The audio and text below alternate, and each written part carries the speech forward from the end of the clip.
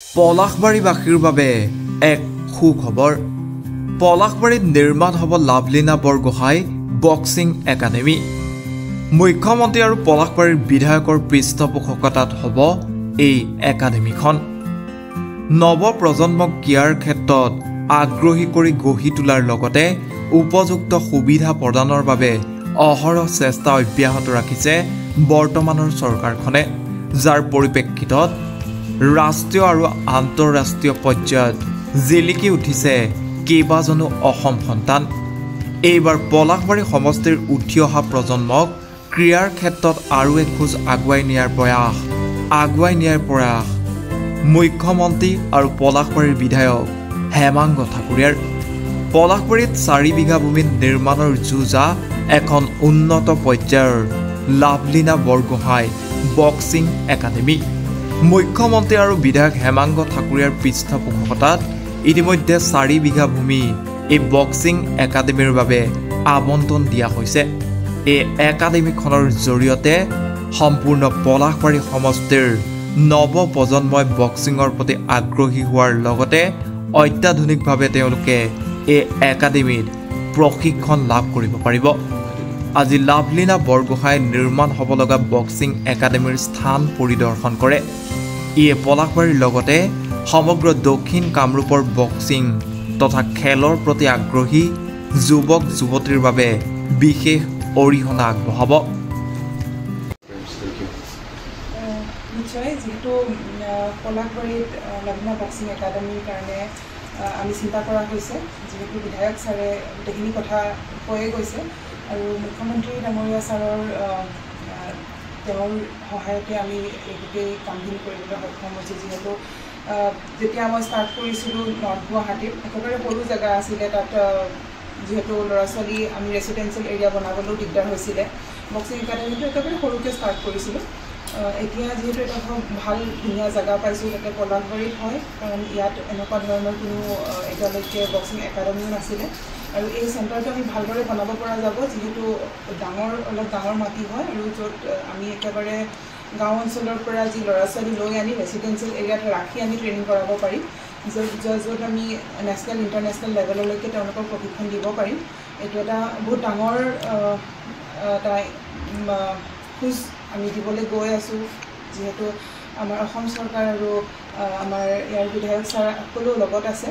যিহেতু এইখিনি সকলো আমাৰ অসমৰ মানুহখিনিৰ কাৰণেই হয়, যিহেতু সৰু ল'ৰা ছোৱালীখিনিক আমি যদি উলিয়াই নি এটা ভাল ৰাস্তা দেখাব পাৰোঁ, সেইটো আমাৰ কাৰণে এটা বহুত ডাঙৰ গৌৰৱৰ কথা হ'ব, যিটো অনাগত সময়ত মই ভাবোঁ আমাৰ লাভলীনা বক্সিং একাডেমীৰ পৰাই হওক বা অসমৰ পৰাই হওক বহুত ল'ৰা ছোৱালী অলিম্পিকলৈকো সপোন দেখিব পাৰিব বুলি মই ভাবোঁ। তাৰবাবে মই আমাৰ পলাশবাৰী বিধায়ক ছাৰক আৰু বিশেষকৈ আমাৰ মুখ্যমন্ত্ৰী ডাঙৰীয়াক ধন্যবাদ জ্ঞাপন কৰিছোঁ। নিশ্চয় প্ৰশিক্ষক ৰখা হ'ব। যিহেতু মই আগতে কৈছোঁ যে মোৰ এইটো সপোন আছিলে যে একেবাৰে গাঁও অঞ্চলৰ পৰা ল'ৰা ছোৱালী উলিয়াই আমি নেশ্যনেল ইণ্টাৰনেশ্যনেল লেভেললৈকে নিব পাৰোঁ। যিহেতু মই এখন গাঁৱৰ পৰা ওলাই আহিছোঁ, মই বুজি পাওঁ যে গাঁৱৰ ল'ৰা ছোৱালীখিনিক সপোন দেখুৱাটো কিমান প্ৰয়োজনীয় হয়। সেই বস্তুটো ৰাখি পিনি মই সম্পূৰ্ণ মোৰ ইয়াত লোক থাকিব, কাৰণ মই বিচাৰোঁ যাতে মই যিখিনি বস্তু শিকি আহিছোঁ আজিলৈকে, অলিম্পিকলৈকে গৈ ৱৰ্ল্ড চেম্পিয়ন বনি এতিয়াও খেলি আছোঁ, যিহেতু সেই সকলোখিনি যাতে মই ল'ৰা ছোৱালীক দিব পাৰোঁ, সেইটোৱে মোৰ চেষ্টা থাকিব। নিশ্চয় বাহিৰৰ কোচ থাকিব, যি NIS লেভেলত কৰি অহা, আৰু ভৱিষ্যতে আমি ইণ্টাৰনেশ্যনেল লেভেলৰ পৰাও বাহিৰৰ ধৰি লওক ফৰেন কোচো অনাৰ কথাও চিন্তা কৰা হ'ব। অত্যন্ত ভাল খবৰ যে মাননীয় মুখ্যমন্ত্ৰী মহোদয়ৰ পৃষ্ঠপোষকতাত আৰু আমাৰ সকলোৰে মৰমৰ আমাৰ অসমৰ গৌৰৱ অলিম্পিকত যোনে বক্সিঙত ব্ৰঞ্জ মেডেল পাই ইতিহাস ৰচনা কৰিছিলে লাভলীনা বৰগোহাঁই, তেওঁলোকৰ পৃষ্ঠপোষকতাত আমি পলাশবাৰী সমষ্টিত লাভলীনা বৰগোহাঁই একাডেমী নামেৰে এখন বক্সিং ট্ৰেইনিং চেণ্টাৰ আমি ইয়াতে প্ৰতিষ্ঠা হ'বলৈ গৈ আছে।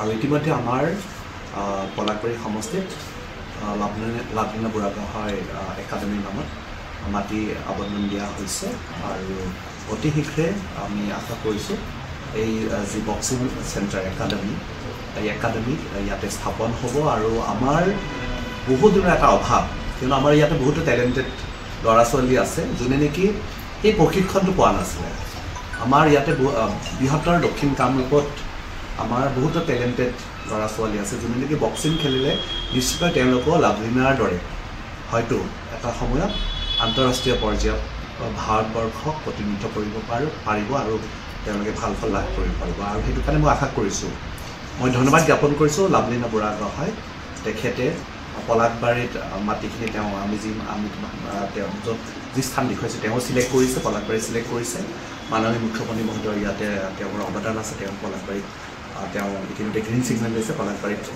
তেওঁ দিবৰ কাৰণে আৰু ইতিমধ্যে মই লাভলীনা বুঢ়াগোহাঁই ডাঙৰীয়ানী আৰু লগতে আমাৰ অসমৰ জনপ্ৰিয় মুখ্যমন্ত্ৰী ডক্টৰ হিমন্ত বিশ্ব শৰ্মা ডাঙৰীয়া পলাশবাৰী সমষ্টিৰ বাকী ৰাইজৰ হৈ মই ধন্যবাদ জ্ঞাপন কৰিছোঁ কিমান বিঘা মাটি দিলে আৰু ক'ত দিলে অকণমান জনাব এতিয়া আমি 4 বিঘা মাটি এতিয়ালৈ কিছু দৰকাৰ হ'লে আৰু দিব পৰা যাব ইনিচিয়েলি যিহেতু আমাৰ পলাশবাৰীত এতিয়া মাটি খুব কম হৈ আছে যদিও যথেষ্ট বহুখিনি মাটি দৰকাৰ হৈ আছিলে কিন্তু আমি এতিয়া 4 বিঘা মাটি দিবলৈ পাৰিছোঁ আমাৰ পলাশবাৰীত কিন্তু পিছলৈ এই সংখ্যাটো আমি বঢ়াব লাগিব আৰু আমি আশা কৰিছোঁ অতি শীঘ্ৰে কামখিনি আৰম্ভ হ'ব আমাৰ ল'ৰা ছোৱালী লাভলীনা বুঢ়াগোহাঁইৰ একাডেমীত তেওঁলোকে প্ৰশিক্ষণ পাই তেওঁলোকে উপকৃত হ'ব ধন্যবাদ